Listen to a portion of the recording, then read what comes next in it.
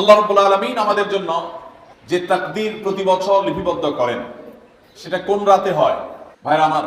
কোরআনে হাকিমে সূরা দুখানের 3 এবং 4 নম্বর আয়াত যদি আপনি দেখেন, আল্লাহ রাব্বুল আলামিন ইরশাদ করেছেন, ইন্না আনজালনাহু ফি লাইলাতিন মুবারাকাহ ইন্না কুন্না মুনজিলিন ফিহা ইউফরাকু কুল্লু আমরিন হাকিম।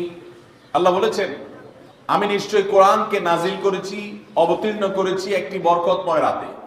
আর এই বরকতময় রাতটা কোন রাত? যে রাতে কোরআন নাজিল হয়েছিল শবে কদর। কোনো সন্দেহ আছে? কারণ কোরআনের আরেক আয়াত বলছে, ইন্না আনজালনাহু ফি লাইলাতিল কদর, আমি কোরআনকে নাজিল করেছি যে রাতে, সেটা হলো লাইলাতুল কদরে। তাহলে লাইলাতুল কদরে আল্লাহ কোরআন নাজিল করেছেন, আর সূরা দুখানে বলেছেন আমি একটি বরকতময় রাতে কোরআন নাজিল করেছি। তাহলে এখানে বরকতময় রাত বলতে যে লাইলাতুল কদরকে বোঝানো হয়েছে, সেটা দিনের আলোর মতো পরিষ্কার। ঠিক কিনা বলেন?